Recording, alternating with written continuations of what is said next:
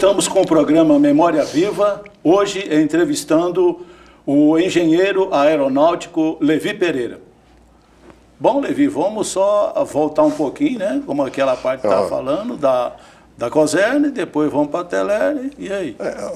O assunto é enorme, é por isso que... Infelizmente o tempo da televisão, vocês sabem, é muito reduzido. Lá na Cosern, nós conseguimos desenvolver e chegou num certo ponto que nós precisávamos de um computador e nós conseguimos a aprovação, na época nós tivemos a aprovação do governo do estadual, a Cosern é uma empresa na época da administração direta. Isso. Né? E da indireta. Indireta, né? Administração indireta. O primeiro computador que chega, eu consegui embutir nele um lote de 12 terminais. A gente chama hoje de terminais burros, porque eles não têm processamento próprio como os microprocessadores. Nós não tínhamos ainda microcomputador na época, a tecnologia não tinha chegado a isso ainda. E quando isso chega, nós percebemos que poderíamos fazer um sistema de atendimento a público online. E converso com o Mosca era o líder da equipe de desenvolvimento, falou, vamos fazer. E resolvemos fazer, disponibilizar a impressão das contas da Cosern, refaturar essas contas, né? Contabilizar isso. E vimos que podemos, com esses terminais, fazer com teleprocessamento, fazer o atendimento em Mossoró e Caicó. E foram as primeiras redes de teleprocessamento no estado. E para fazer isso, era muito complicado trabalhar com aquele computador, mas nós fizemos. O Mosca pegou a coisa e nós, Mosca, me conserte, se foram 3 dias e 2 noites direto, sem dormir, sem ir para casa. Exato. Não sei como as esposas aguentaram. Na realidade, nós primeiros tivemos que estudar bastante, porque trabalhamos com conceitos novos, que não estávamos acostumados, né? Pegamos as dicas com quem podia dar dica para a gente, o pessoal da própria Boros, e desenvolvemos as aplicações e chegou a hora de implantar, que é a hora crucial de todo o sistema, né? Então, passamos lá, e era eu e o Levi. E fizemos. 3 dias e 2 noites dentro da Cosern, comendo pizza e tomando Coca-Cola. Tomando Coca-Cola. Não tínhamos preocupação na época com hora extra, com coisa nenhuma. Vamos voltar para o que você fez na Teler. E aquela outra parte que é importante, nós não podemos deixar de apresentar, que é você como pesquisador da parte de cartografia, né, dos estudos de cartografia da invasão holandesa, porque senão a gente está nesse terceiro bloco, é importante você registrar isso. Essa atividade na Cosern terminou para mim, em 81. Aí eu sou convidado a fazer a mesma coisa, implantar um centro de processamento de dados, uma equipe de informática na Teler. E vou, em 81 para a Teler. Deixei o mais competente que tinha, porque eu me sentia, digamos assim, pai da criança lá. Eu não queria digamos assim, como é que eu dizia? O projeto, né? Não, nós tínhamos um conceito externo muito bom e eu não queria que isso caísse. E ele segurou. A equipe da Cosern em si, ela era conceituada, muito bem conceituada, por todos os demais profissionais de processamento de dados do Estado. Né? Essa é a realidade. A companhia criou uma equipe que tem um conceito... Foi assim que eu abandonei o Mosca lá. Sim, você deixou o Mosca. Sabia que ele conduzia. Me perguntaram quem deve ficar. Até quando você ficou lá na Teler? Aí eu vou para a Teler com essa mesma missão, fico lá até 2004. É lá a mesma coisa, implanto o CPD, mais o mainframe. Aí nós vemos com a revolução da internet, a revolução do microprocessador, do microcomputador, né, os desktops, etc. A interligação desses equipamentos em rede. E o 2004, o que você fez depois? Em 98, a privatização. Sim, privatizou a Cosern. Então, de 99 a 2004, eu trabalhei para a Telenorte Leste, né? E no Rio de Janeiro, em Belo Horizonte... Ponte aérea. Fizemos a migração, a empresa tinha incorporado 21 empresas de telecomunicações, isso tudo foi reduzido a um sistema só. Foi um sistema que foi semelhante ao que aconteceu na Cosern com a privatização da Cosern. E, depois disso, houve a implantação de novos sistemas altamente modernos, são sistemas integrados de gestão empresarial, de atendimento a cliente. Tudo isso eu ajudei a implantar isso. Em 2004 eu me aposento. Pronto. E aí eu uni a minha paixão, eu sempre gostei de andar de Jeep, etc., né? Trilha. E trilhas, etc. E com isso, numa trilha, um amigo meu me disse, isso é uma trilha colonial. Eu pergunto por quê, como é que você sabe? Ele disse, tem um mapa, eu resolvi ver o mapa. E aí me apaixonei por cartografia histórica. Aí conhece Onésio. Pois é, Levi. Mais ou menos por aí. Acredito que você conseguiu, na juventude, efetivar essa paixão pela tecnologia, pelos aviões, pelos engenhos voadores, os objetos voadores identificados, claro. E depois, na madureza, você conseguiu efetivar outra paixão, que é essa sua paixão pela história, sobretudo pela história bélica, pela história das guerras, que é basicamente o que você estudou no período holandês, tem estudado até agora. Sem esquecer também de vincular isso com a tecnologia, porque o seu estudo hoje é disponibilizado pela Universidade de Brasília, o Departamento de História da Universidade de Brasília, e qualquer pesquisador pode acessar. Tem a coleção Levi Pereira. A coleção Levi Pereira. Inclusive, tem um episódio curioso. Eu conheci Levi em 2010, quando eu estava no IFAM, aqui do Rio Grande do Norte. Anos depois, 3 anos depois, quando eu era superintendente, nós contratamos uma pesquisa arqueológica no Forte dos Reis Magos, que foi executada pela equipe do professor Marcos Albuquerque, que é da UFPE, que tem várias pesquisas na América Latina, em fortificações, é o maior conjunto de pesquisas realmente de fortificações. E quando estávamos lá, Levi foi visitar a escavação. Estávamos lá conversando com o Marcos Albuquerque, que na época estava realizando outra pesquisa sobre fortificações, dessa vez da Guerra Holandesa, da ocupação holandesa, em Alagoas.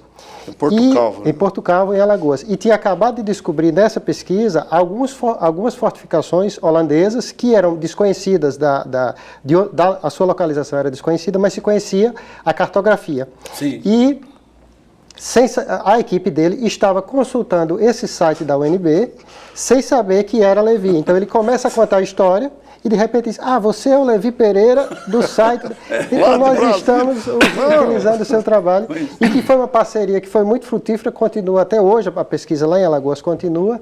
E sempre Levi fornecendo esse subsídio dessa pesquisa sobre a presença holandesa aqui a partir do estudo da cartografia e com essa integração com a informática, sempre, e também com essa paixão que ele tem pelas trilhas, pelo Land Rover, pela off-roader. O Onésimo desenhou bem, ele descreveu bem.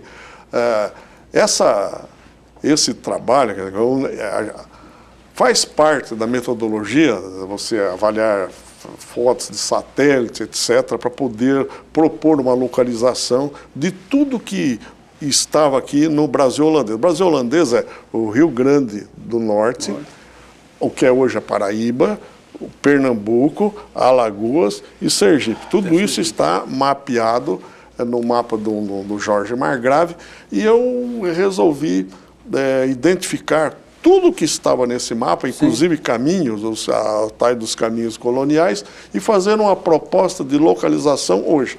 Muitos desses caminhos estão perdidos e abandonados, e aí precisamos de um Jeep como aquele para poder. E eu tive muito apoio do meu clube de Jeep, que é o Natal Land Club, né, no apoio a essas missões de reconhecimento, etc. O Onésio tem me acompanhado bastante também nessas pesquisas de campo, que complementam tudo aquilo que a gente consegue analisar, digamos assim, numa mesa em frente a uma tela de computador. Quanto tempo você gastou, Levi, para fazer essas pesquisas? Para identificar tudo que tem no mapa do Brasil holandês, eu levei 3 anos trabalhando praticamente o dia todo, parte da noite, com a dedicação exclusiva. Voltou a pizza e a Coca-Cola, não? Não, dessa vez eu não precisava, eu estava aposentado em casa, muito bem cuidado pela Messel, né? E realmente eu não estava mais na pizza da época lá da Cosern. E feito isso, no evento no Instituto Ricardo Brenan, eu conheci um pesquisador holandês, que é o Ernst Burghardt, que é uma boa referência. Ele escreveu Infernal Allies sobre os tararius, né? Tarairius, que são os índios ferozes que existem por aqui, né? E existiu, né? Ainda tem ainda?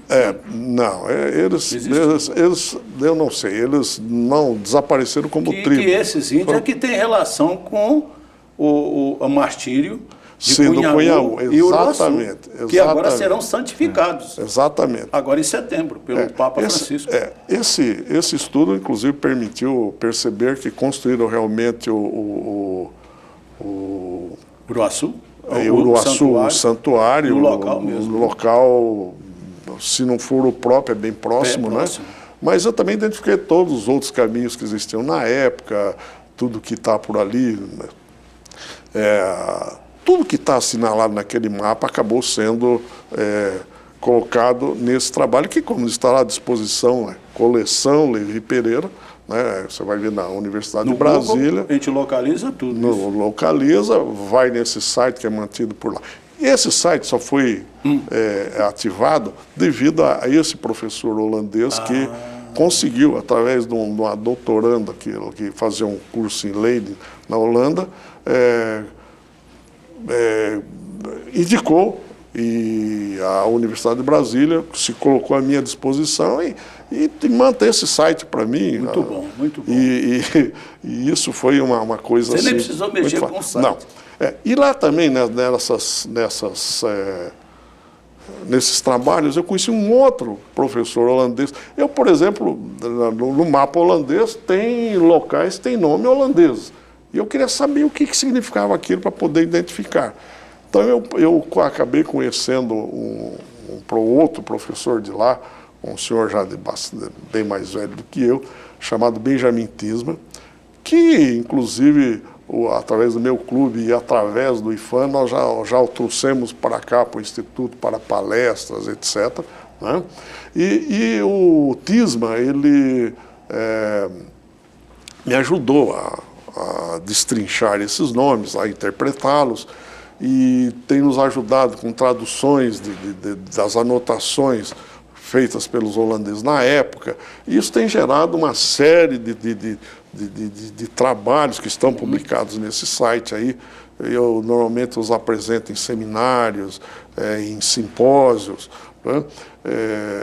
E muitas vezes em parceria com o próprio Tisma, eu também tenho uma parceria com a Escola Politécnica de São Paulo, através do professor Jorge Sintra, e com isso a gente tem disponibilizado muita coisa nova sobre o Rio Grande holandês, o Brasil holandês, e que é, digamos assim, a minha diversão. Hoje é o que me agrada fazer, né?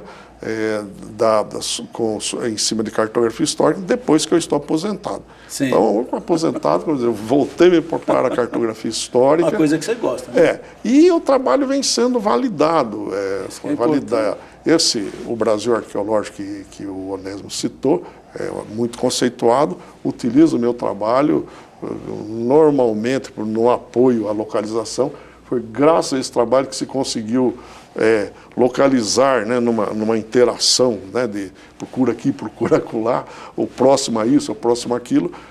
Foram localizadas 3 fortificações perdidas lá em Porto Calvo, né, uma na ilha, 2 em cima dos montes, e que isso tudo me deu uma grande satisfação em saber que o trabalho tinha, digamos assim, uma qualidade de materialização, né, que é o papel do arqueólogo, nesses casos em que as coisas estão esquecidas, né, infelizmente esquecidas, ajuda, o arqueólogo é quem realmente consegue dar a palavra final sobre os restos materiais efetivos e para digamos assim, o reconhecimento, né, o fecho final, digamos assim, de qualquer proposta que você possa fazer em cima de um mapa. Sim. E,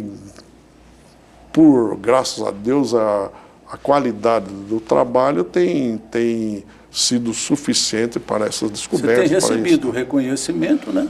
E tem sido registrado o trabalho de vocês, né? Hoje eu sou consultor de cartografia histórica holandesa, veja bem, holandesa, em Pernambuco, da Universidade Federal de Pernambuco. Esse eu me sinto extremamente você sai lá de São Paulo, daquele interior, foi para Goiás, voltou para São Paulo, veio para Natal... E um paulista hoje reconhecendo Potiguar, a história. O norte rio-grandense, porque eu estou aqui desde 74. Meus filhos nasceram aqui. Você está registrando a história, né? A história do Rio Grande do Norte, não é isso? Vocês concordam? Sim, com certeza. Aí é uma coisa interessante, por exemplo, a gente tem que lembrar que o Memória Viva aqui, ele dá um momento de reflexão sobre o que a gente faz, né? E a gente começa a perceber coisas. Onde é que eu estava inserido? Isso. Veja que eu e o Mosca discutimos sobre a história recente, dos anos 70 para cá, da informática no Rio Grande do Norte. Nós participamos do grupo de pioneiros, né? Hoje a coisa está extremamente difundida, a tecnologia está facilitada. Na época não tinha muitas empresas de informática. Você tinha que ser um alto especialista para poder trabalhar com aquelas máquinas. Eram difíceis de serem, caras e difíceis de serem manejadas, né? Então, tem esse lado dessa abordagem da informática recente, que é um aspecto às vezes pouco lembrado aqui. Eu acredito que alguém vai precisar recuperar a história desse pessoal da Sistema, que é a primeira empresa comercial, a primeira empresa de prestação de serviços e informática aqui no Estado. Birô de serviço, Birô de serviço, como se chamava na Birô época, de serviço, eu me lembro. Isso é uma coisa assim, que isso precisa de uma certa abordagem melhor que nós estamos fazendo. E depois que me aposento, me volta para o Rio Grande, do início do Rio Grande. Nós estamos falando de 1630, aqui no Rio Grande, 1634, dezembro de 34 a 1654. Também cuidando de história do Rio Grande.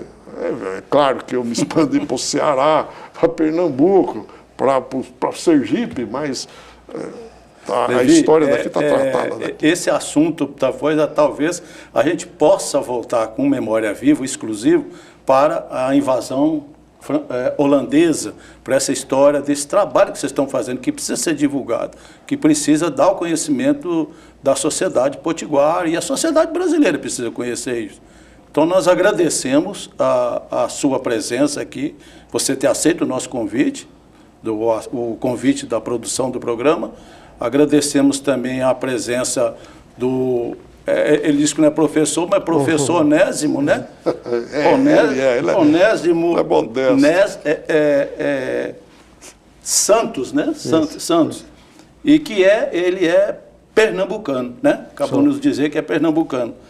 E o Estevão também, Mosca, que o pessoal conhece mais como Mosca, né? Sim. Mas Estevão Mosca Neto, que é como Levi, é um engenheiro, só que ele é eletricista. Né? Sim. Então agradecemos a presença de vocês, esperando na próxima oportunidade o programa Memória Viva, trazendo novidades e personalidades do Rio Grande do Norte e do Brasil também.